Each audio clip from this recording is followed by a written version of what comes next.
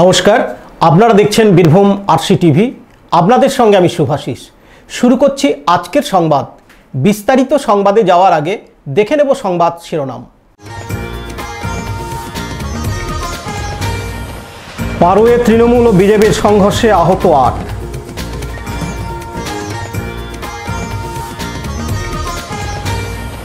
শতাব্দীকে ঘিরে বিক্ষোভ খয়রাশোলে।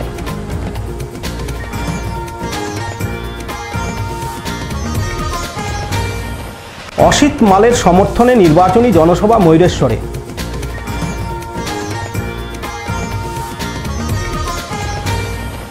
গাজন উৎসব উপলক্ষে মেলা লোকপুরে।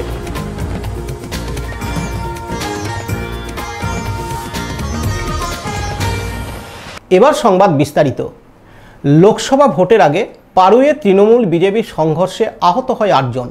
তৃণমূলের অভিযোগ, আজ পারুই থানার অমরপুর পঞ্চায়েতের পাহাড়পুর গ্রামে বিজেপির সাইকেল র্যালি চলাকালীন স্থানীয় তৃণমূল অফিসে চেয়ার, টেবিল, আলমারি, টিভি ভাঙচুর হয় এবং আহত হয় ৩ জন তৃণমূল কর্মী। তাদের পারুই প্রাথমিক স্বাস্থ্যকেন্দ্রে ভর্তি করা হয়। অপরদিকে বিজেপির দাবি, তারা পুলিশের অনুমতি নিয়ে বোলপুরের প্রার্থী রামপ্রসাদ দাসের হয়ে সাইকেল র্যালি বের করে। সেই সময় তৃণমূল কার্যালয়ের সামনে রাস্তা দিয়ে যাওয়ার সময় তৃণমূল কর্মীরা বিজেপি কর্মী সমর্থকদের উপর হামলা চালায়। তাদেরও কম বেশি ৫ জন গুরুতর আহত হয়। তারা এখন সিউড়ি সুপার স্পেশালিটি হাসপাতালে ভর্তি রয়েছে।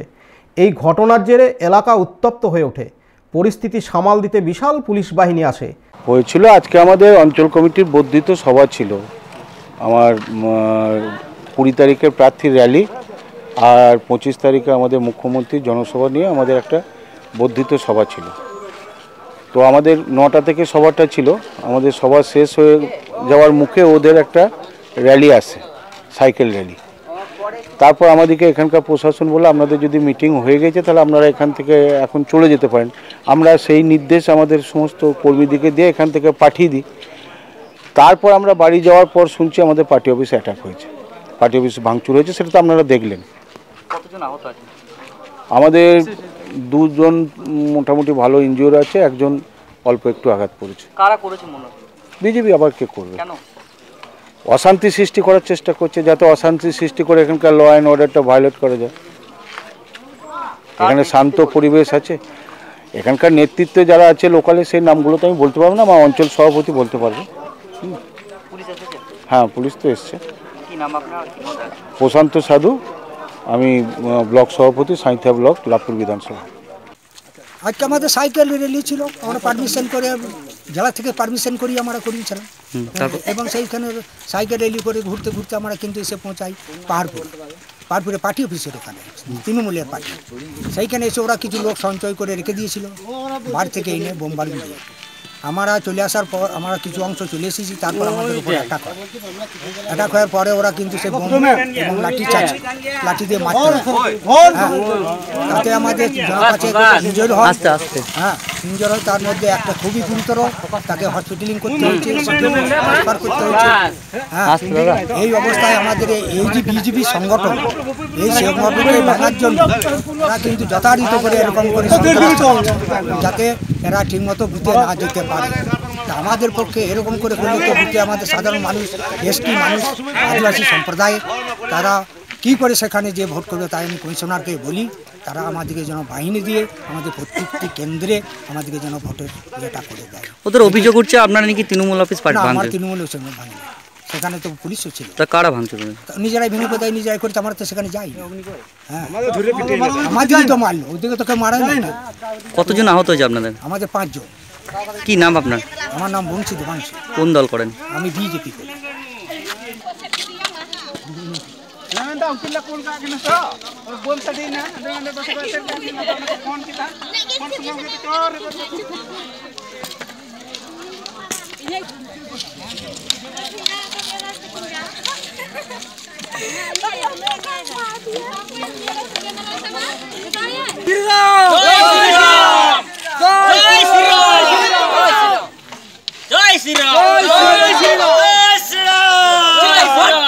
भारत माता की, भारत माता की।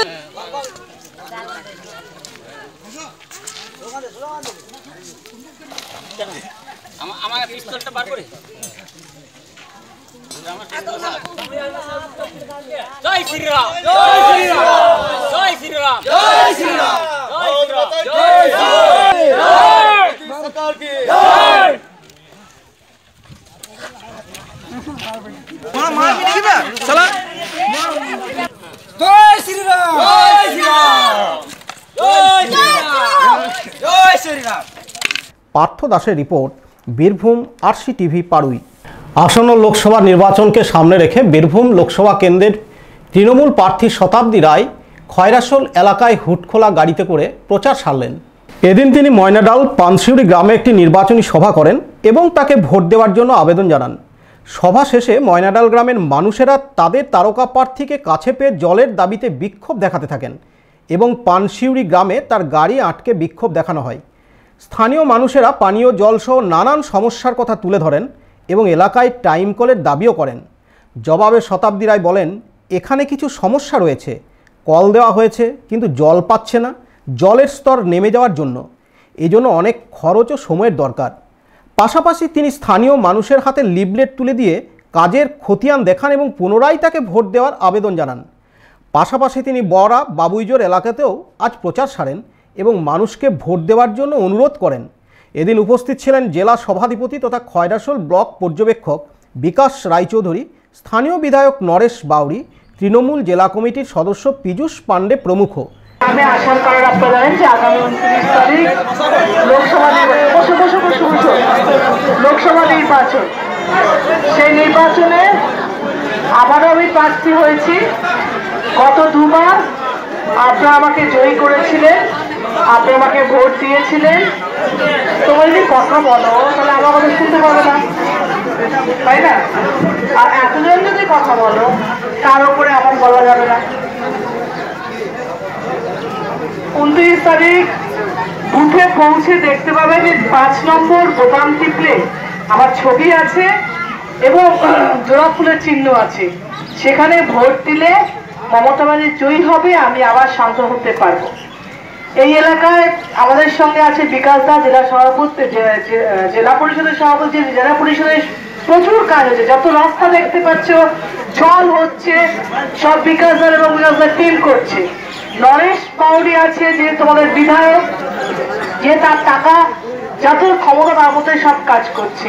এখানে পীযূষ পাণ্ডে আছে এবং যেখানে পঞ্চায়েত আছে আমাদের, তারা কাজ করছে। আমাদের মিউনিসিপ্যালিটি কাজ করছে। আমাদের জেলা সভাপতি অনুব্রত সংগঠনকে আরো বেশি শক্তিশালী করেছে, কর্মীদের সঙ্গে থাকছে এবং আপনাদের সমস্যা তার কাছে নিয়ে গেছে। সুতরাং তৃণমূলের সর্বস্তরের লোক সারা বছর থাকছে। মমতা ব্যানার্জির সরকার অনেক সুযোগ সুবিধা দিচ্ছে। তো 29 তারিখ ভোট দিয়ে জয়ী করলে তবেই কিন্তু আগামী দিনে এই সুযোগ সুবিধাগুলো আরো বেশি করে পাওয়া যাবে। তাই 29 তারিখ জোড়া ফুলে ভোট দিয়ে, তৃণমূলে ভোট দিয়ে, 5 নম্বরে বোতাম টিপে ভোট দিয়ে আমাকে জয়ী করলে মমতা ব্যানার্জির হাত শক্ত হবে। জয় হিন্দ, বন্দে মাতরম।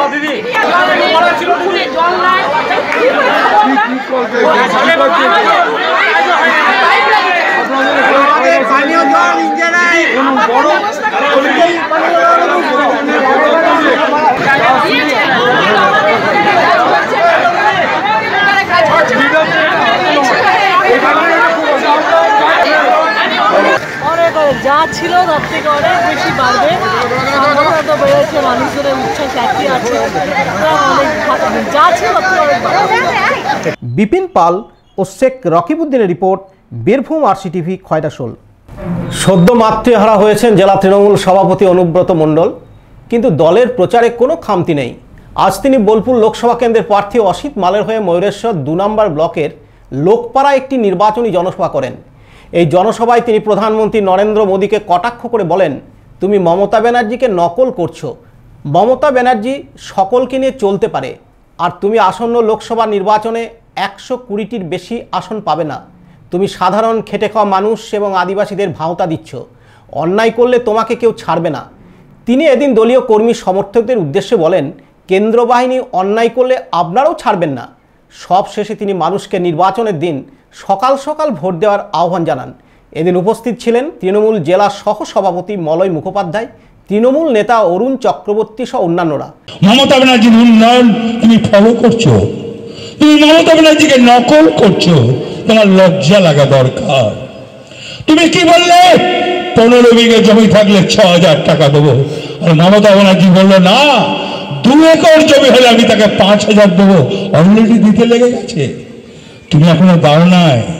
তুমি 1 নম্বরে ভাওতাবাজ প্রধানমন্ত্রী, তোমাকে চ্যালেঞ্জ করছে। 120-র বেশি বিজেপির সিট হয়, ভারতবর্ষে রাজনীতি ছেড়ে দিও, রাজনীতি করবো না। কথা দিয়ে গেলাম তোমার 120-র বেশি সিট হবে না। তুমি মানুষের সঙ্গে বেঈমান করেছ, তুমি খেটে খাওয়া মানুষের বেঈমানি করেছ, তুমি সাধারণ মানুষের সঙ্গে বেঈমানি। লজ্জা লাগে না? 300 বছর ধরে আদিবাসীরা জঙ্গলে থাকে, সেই জঙ্গল থেকে তুমি আদিবাসীদের হাঁটিয়ে দিচ্ছ, তোমার লজ্জা লাগা দরকার। ওটা তোমার পৈতৃক সম্পত্তি নাকি? তুমি সেই আদিবাসী লোকগুলোকে তুমি জঙ্গল থেকে ঈশ্বর আছে, আল্লাহ আছে, ক্ষমা করবে না? আল্লাহ ঈশ্বর ক্ষমা করে না অন্যায়কে, তোমাকেও ক্ষমা করবে না।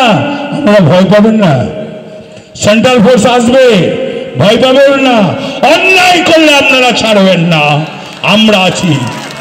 অন্যায় করলে ছাড়বেন না, সে যত বড়ই হরিদাস পাল হোক, ছাড়ার কোনো জায়গা নাই।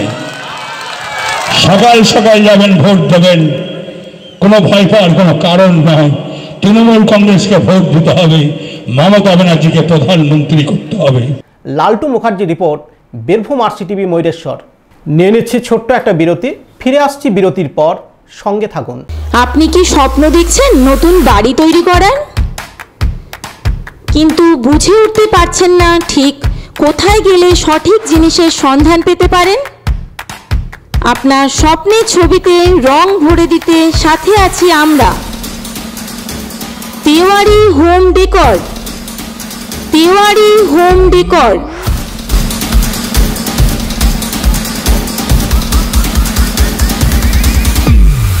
এখানে রয়েছে বিভিন্ন ধরনের উন্নত মানের মার্বেল, টাইলস, রং ও স্যানিটারি ফিটিংস, যা আপনার স্বপ্নকে বাস্তবায়িত করতে সম্পূর্ণরূপে সাহায্য করবে। যোগাযোগের ঠিকানা সাতকিন্দুরি, দুবরাজপুর, বীরভূম। Mobile number 9732218201। নারী ও শিশু বিকাশ এবং সমাজ কল্যাণ দপ্তরে ICDS প্রকল্পে সুপারভাইজার পদে West Bengal public service commission দ্বারা নিয়োগের জন্য সরাসরি বা ডাইরেক্ট নিয়োগের ক্ষেত্রে অনলাইন রেজিস্ট্রেশন এবং অনলাইন অ্যাপ্লিকেশন শুরু হচ্ছে 14ই মার্চ 2019, শেষ হবে 16ই এপ্রিল 2019 রাত 12টা। অঙ্গনওয়াড়ি কর্মী বা কেস ওয়ার্কার পদে নিযুক্ত প্রার্থীদের প্রমোশনের ভিত্তিতে নিয়োগের ক্ষেত্রে অনলাইন অ্যাপ্লিকেশন শুরু হচ্ছে 18ই মার্চ 2019, শেষ হবে 15ই এপ্রিল 2019। সঠিক ও নির্ভুলভাবে অ্যাপ্লিকেশন করার জন্য সত্বর যোগাযোগ করুন। Sandip cable and internet, Rabindrapalli, Radhika Ranjan market, room number F8, দ্বিতীয় তল, Suri, pin number 731101, Birbhum. Mobile number 9800850474। ফিরে এলাম বিরতির পর। খয়রাসোল ব্লকের লোকপুর থানার করিদ্ধা সংলগ্ন শাল নদীর তীরে অবস্থিত জলেশ্বরী শিব মন্দিরে পুজো তথা গাজন উৎসব উপলক্ষে নববর্ষের প্রথম দিন পয়লা বৈশাখের দিন বসে একবেলার মেলা। একদা মানকর নামে জনবসতিপূর্ণ একটি গ্রাম থাকলেও চোরের অত্যাচারে অতিষ্ঠ হয়ে পরিবারগুলো ভিটে মাটি ছেড়ে পার্শ্ববর্তী গ্রামগুলিতে আশ্রয় নিতে বাধ্য হয়।